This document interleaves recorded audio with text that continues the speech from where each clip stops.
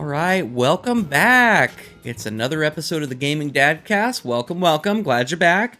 If you're joining on one of the audio platforms, well, here's your audio wave. And if you're joining on YouTube or, video platform, hello.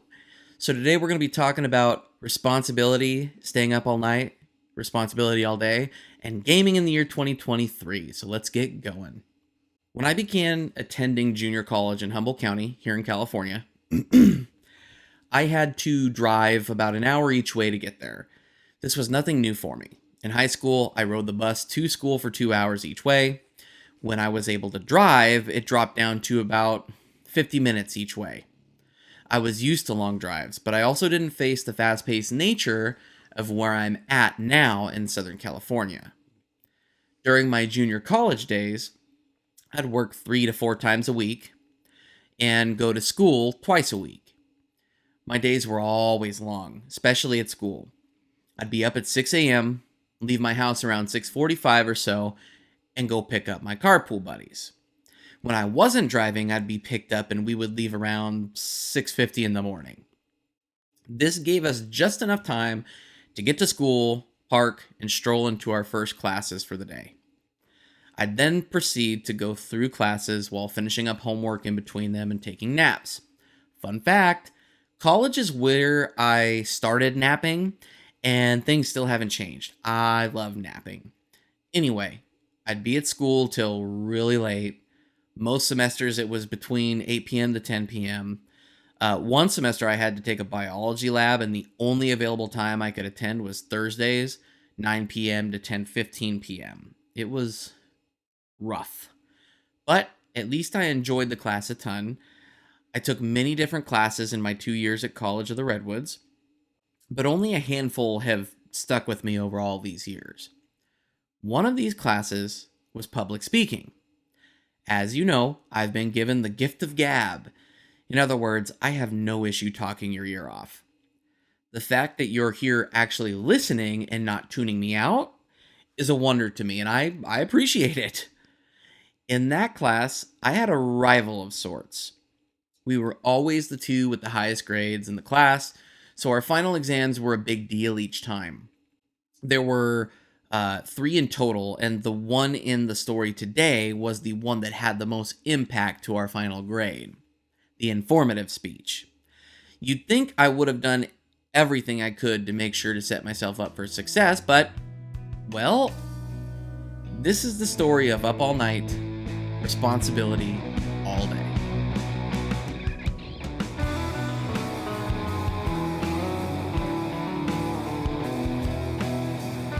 In high school, I had become good friends with, let's call her Jan. She was a year younger than me, and her sister was in my grade. I was friends with her too, but not nearly as close. What really bonded us were, as you may have guessed, video games. We both loved them, and we loved to just chill. We would go out and do things, but it usually entailed just chilling in the woods or playing games at another friend's house.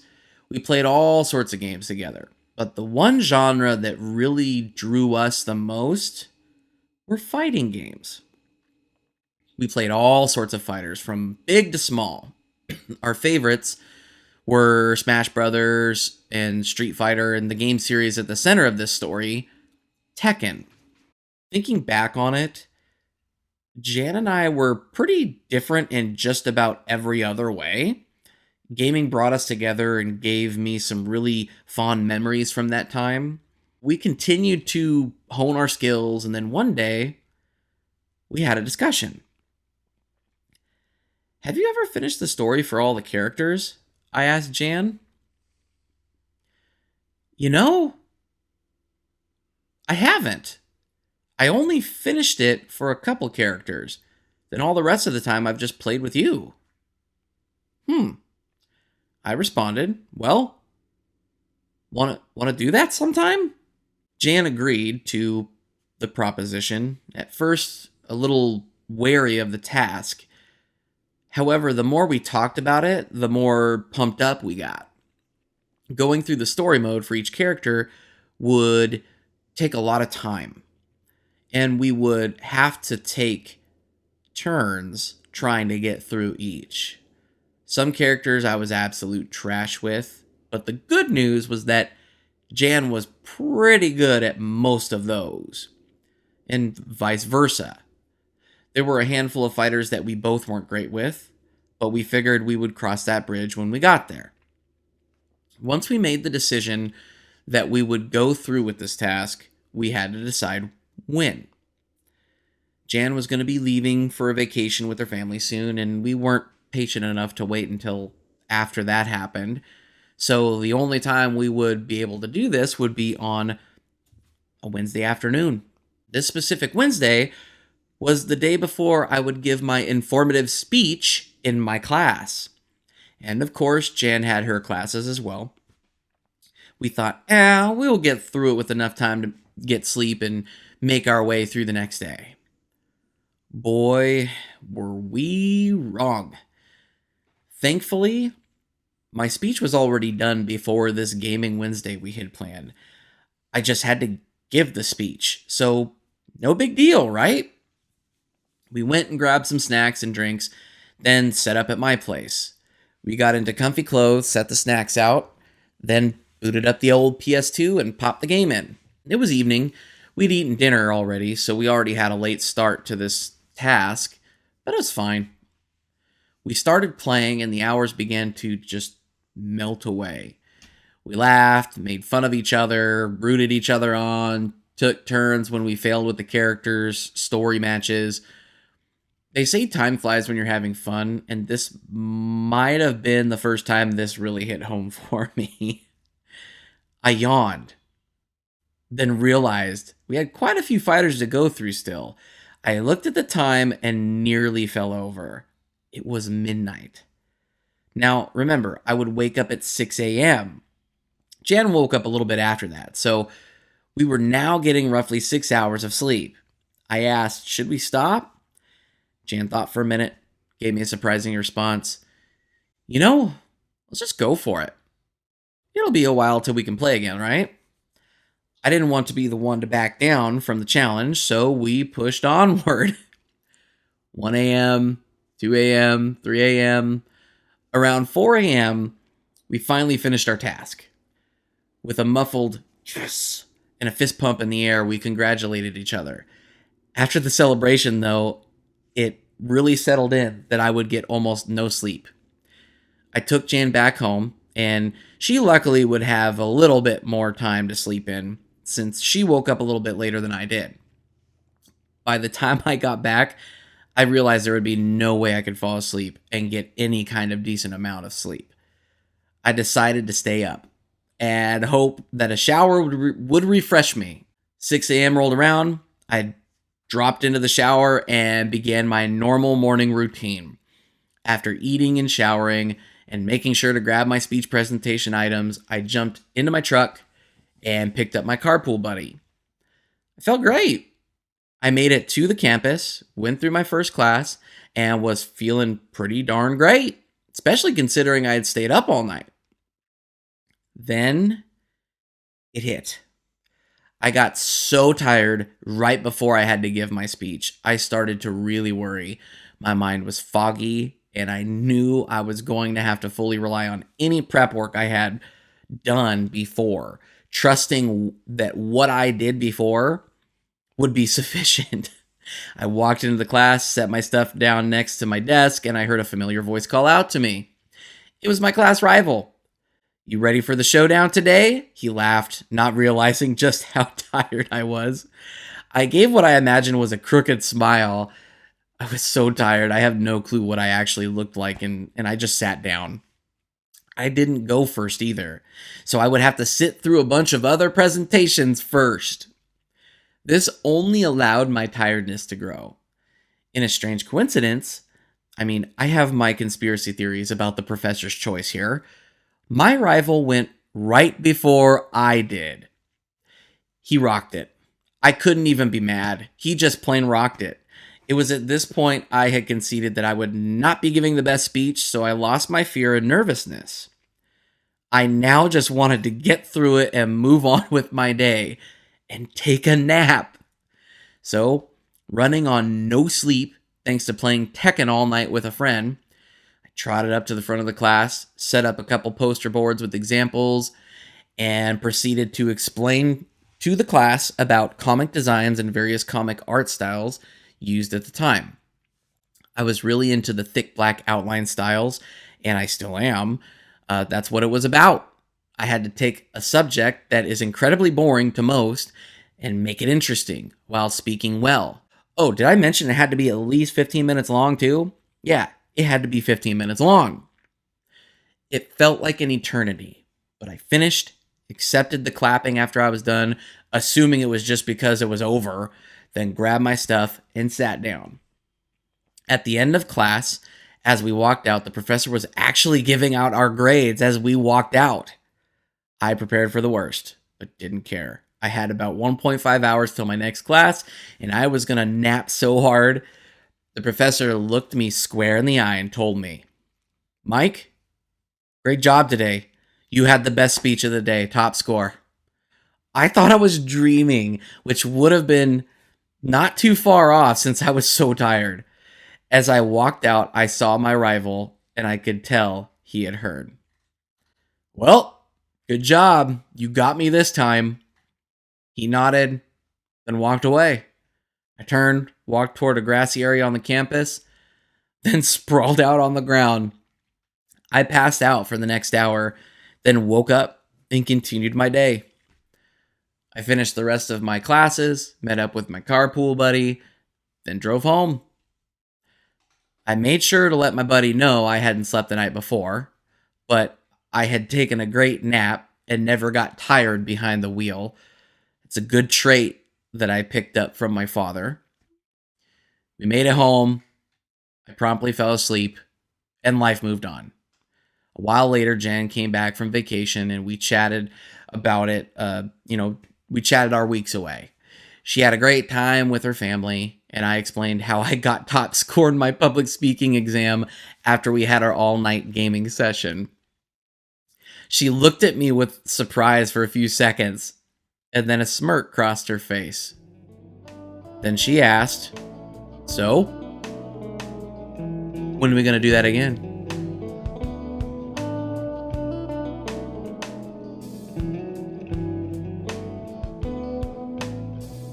I have a question for you. Do you play games online? I essentially look for online games where I can still just have fun, whether I'm winning or losing. But there's another reason why I don't play a ton of online games. Now, it's definitely not an issue that is only found in online games. Many single-player games suffer the same problem. What is this problem, you may ask? It seems that games are, more often than not, simply just not ready to release. A prime example of this was Overwatch 2. Goodness, that game launched in such a sorry state. And what made it worse? They weren't really adding much to it from the first. They discontinued the first game, and they even took away things from the first game. It's a good thing the game was free to play, but geez, it was rough. Seeing the endless memes of the initial queue to just play the game, how broken it was when actually getting into the game, and the already controversial game changes were quite the storm to watch. Even since launch, as things have definitely gotten better, it seems like they have to fully remove a character or two because there's some game-breaking bug or glitch. It's constant. Honestly, at this point, it's laughable. As of this writing this episode, Torbjorn and Bastion had been removed and put back into the game, and now May had to be removed because of something else.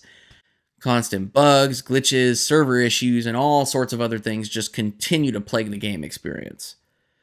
Overwatch 2 was not ready to be released, but it was regardless, most likely due to executives who don't know or care about anything related to games.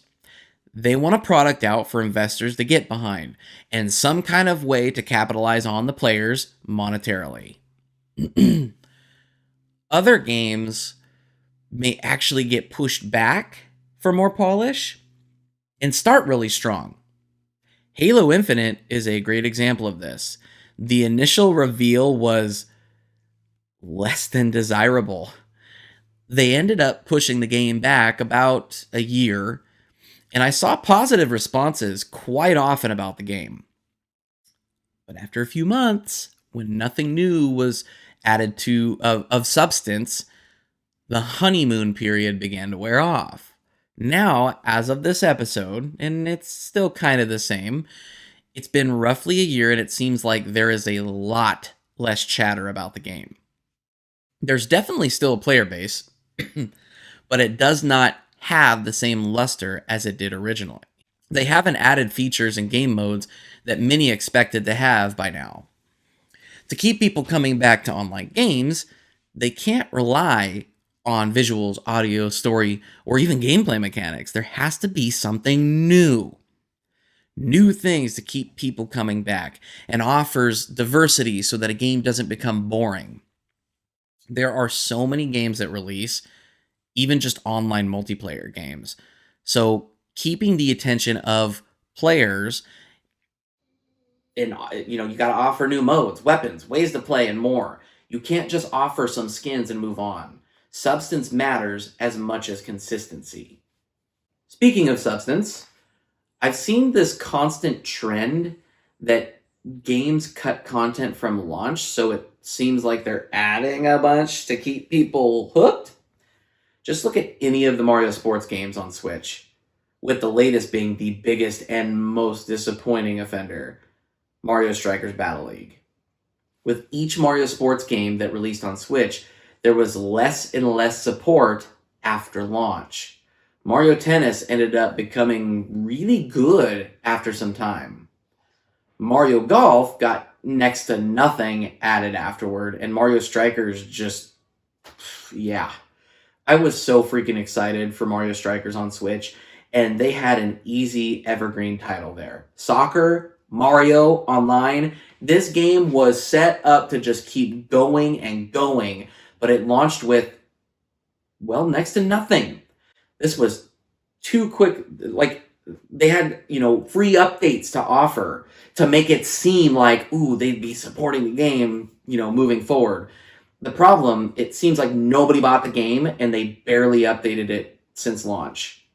They've added a few characters and a couple fields, but the game has effectively died as an online multiplayer game. The thing that makes it worse is that there isn't any substantial single-player experience. There is one, and sure, you can do some single-player tournament stuff, but it does not take too long to complete. I legit feel like that has been one of my worst gaming purchases in a while, and it makes me very sad because the previous titles were really good, and I had high hopes for this new one. It stings worse when you compare it to a game, like another online multiplayer game that came out just months later. Look at Splatoon 3. There is a full single-player campaign that is great, a tabletop card game that can be played, and multiple game modes to play. There was a lot of content at launch, and they're continuing to add more with announced DLC coming at a later date amidst so many of these free updates, one of which we got not too long ago that did some major updates to the game. But even Splatoon 3 has a big problem. What makes it terrible is all of the aforementioned aspects are so well done. The lobby is well done in the game. The game is awesome itself. So many things are streamlined now, like skipping the announcements at the start from the idols. The game looks and runs wonderfully. The gyro controls are fantastic. There is so much great stuff in this game that easily makes it the best in the series. And in all seriousness, one of my absolute favorite shooters. But one thing severely hinders all of this and can quickly make a player drop the game. COM errors or disconnection errors now. These happen way too regularly and completely stop games and kick everyone out. In addition, if you are the one that triggers it, you are then on a 10-minute timeout. First you're warned and then it's a timeout. Why? Because the game thinks you rage quit and is punishing you. I remember one night in the span of about 30 minutes, I played maybe 2 games. For reference, matches last about 3 minutes. So the rest of that time, either had comm errors before the game even started, or I'd play for a short while in game and then get kicked out. Now, this has definitely gotten better, but at launch it was rough. Server issues and core game problems really hinder an otherwise outstanding game. That one night where I encountered multiple comm errors, I then got hit with a punishment for doing absolutely nothing. I put the game down for the longest period since launch. Now, granted, that was only about 4 to 5 days that I put the game away because I'm very addicted to this game. But that's a huge deal. I understand making games is hard. It is hard work. I get that. And I don't think I'd ever be able to do any part of it. I realize I'm dumb when it comes to the technical side of video games, so I simply won't speak on that. But what I can say is this. Pay your QA team well, man. So often with these online games releasing and having a plethora of issues, I ask myself, did the QA team just not see this? Maybe I am completely wrong, but it seems like the QA team doesn't get enough credit or enough recognition monetarily. It's that, or it's the other option I mentioned earlier, people who ultimately call the shots and only care about bottom lines. These games get farted out and then follow roadmaps to give some kind of acknowledgement to the players that it will get better, instead of it being better from the start. So not only should the QA team get the credit they deserve, listen to them. Release a game in a terrible state and you risk just losing your fan base completely. I mean, don't you remember Anthem? No? Neither do I.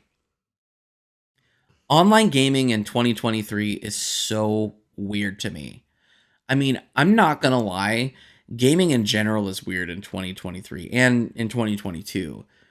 We just had the, let's say, wonderful release of Pokemon Scarlet and Violet and the loads of fun bugs and glitches in that. We had Overwatch 2, Mario Strikers, and so many others that just launched in a poor state. It seems like games are being announced way too early, a topic for another day, but then they get released because they just have to, I suppose. Regardless of the reason, I don't think I'm a fan of the state of online gaming in 2023. Maybe the rest of this year will bring some better launches, or maybe I've just finally become the crotchety old guy that stands out on his lawn yelling at all the new games that come out. Who knows? But I can only hope that online games start to have better launches. And for a matter of fact, single player games start to have better launches in 2023. That's it, guys. I've talked your ears off. I've done it. The gift of gab strikes again. So tell me, what do you think about the state of gaming in 2023? What did you think about it in 2022? Have you ever stayed up all night playing a game? Did it wreck you the next day? Or were you able to put on the facade and pretend like you knew what you were doing like I did?